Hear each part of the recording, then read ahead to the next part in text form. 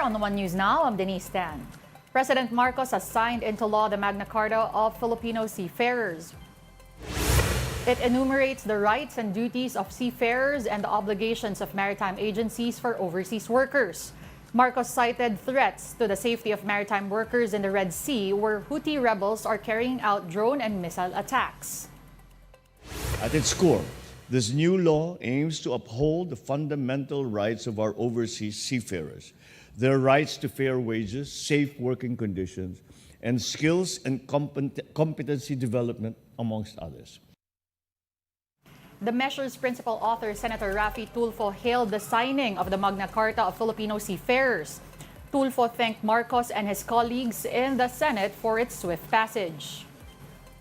I'm really overwhelmed sa saya. Maraming salamat. At mga seafarers, para sa inyo ito, wala akong masabi kundi saludo ako sa inyo. God bless. The transport strike launched by Piston and Manibela continues today. This is part of their call to abolish the public transport modernization program and the renewal of franchises and registrations for all public utility vehicles. The Land Transportation Franchising and Regulatory Board, or LTFRB, insisted the strike had little to no impact to the commuters yesterday.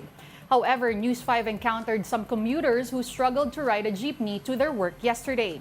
Cubao-Quiapo Jeepney Operators and Drivers Association President Alan Figueroa described the cooperative program of the government as bogus. Paano yung mga drivers operator? Di bebenta ngayon yan kung sinong mataas na bidding sa kanila ibibigay prangkisa. Para yung mga modern, tatakbo sa rota namin. At yun ang hinihingatan namin. The Senate has approved the 2025 budget proposal of the Office of the President in just 10 minutes. Executive Secretary Lucas Bersamin delivered his speech detailing the Office of the President's requested budget. Compared to the 2024 budget, the proposed budget for next year is 1.88% lower. Bersamin said the current budget proposal is already enough for the office to do its mandate. After Bersamin's speech, the Senate approved the budget for plenary debates.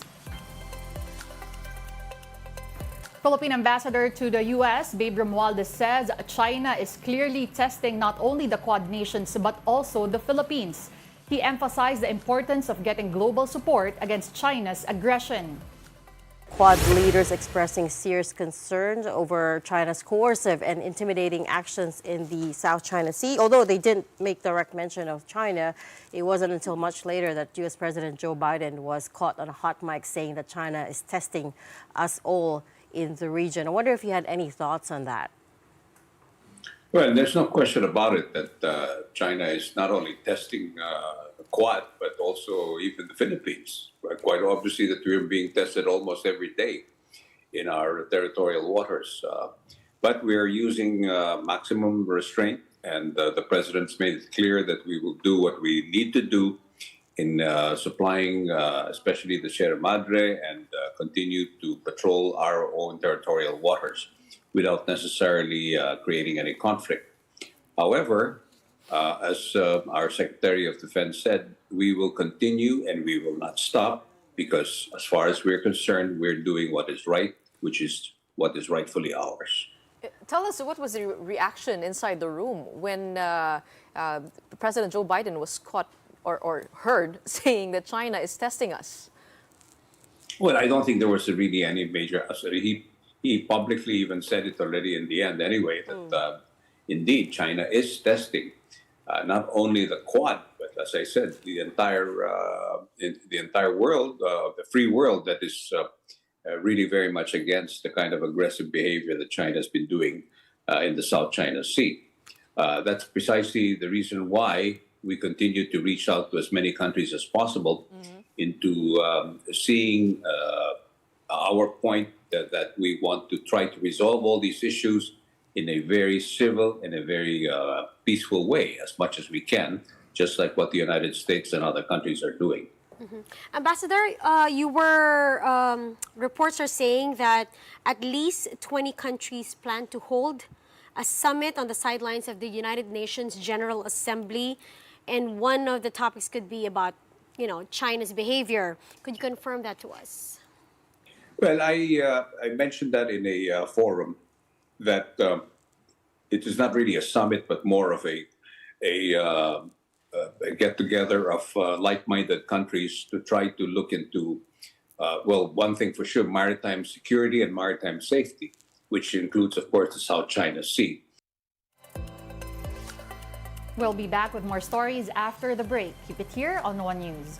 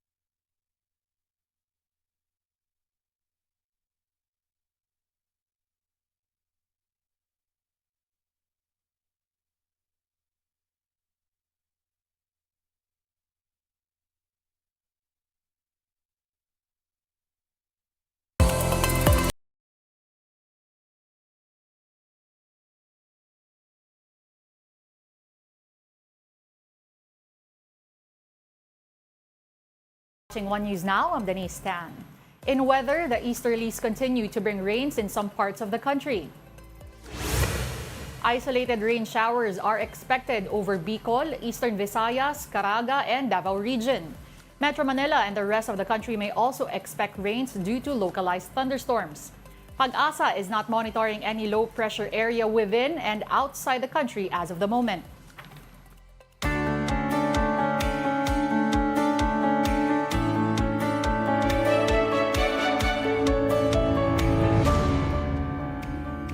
Vice President Kamala Harris and Donald Trump intensifies their presidential campaigns in key states.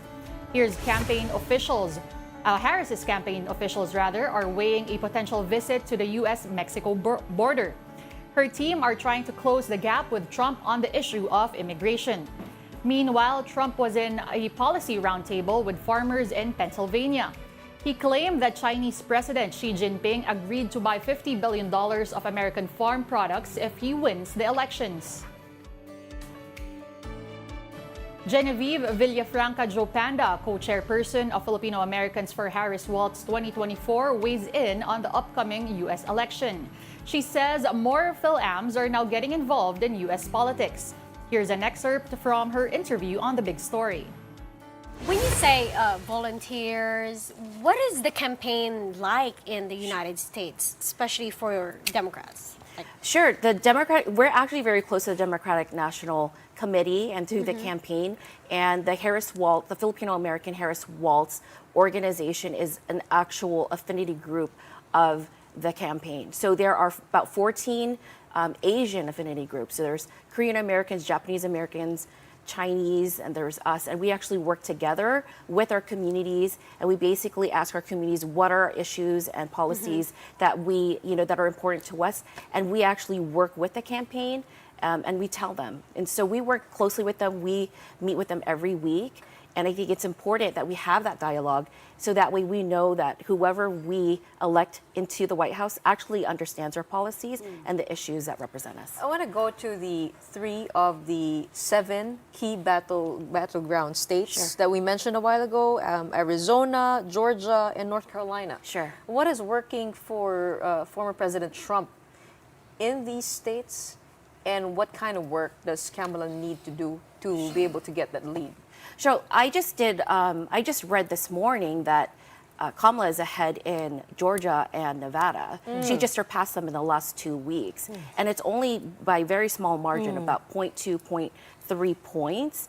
But she was able to get that advance in the last 2 weeks. She's only behind in one of the battleground states, which is Wisconsin, but that's where Governor Tim Walz is from. So I think that she's doing a roadshow. She's doing a good job. Her campaign is reaching out to the communities of color, and they're taking the time to get to know, the battleground states. In 2020, the margin of victory between the battleground states is 40,000 votes. So if you think about it and what we do as an organization, as Filipino Americans for Harris Waltz, in Daly City, the most Filipino-dense city in the country, has 40,000 Filipinos, right? And that's in Northern California. So imagine if all 40,000 of those Filipinos voted, that contributes towards a win, right? Puts her over the line. Yes. So that's why every vote counts. And those are the top stories of the hour. I'm Denise Tan. We are One News.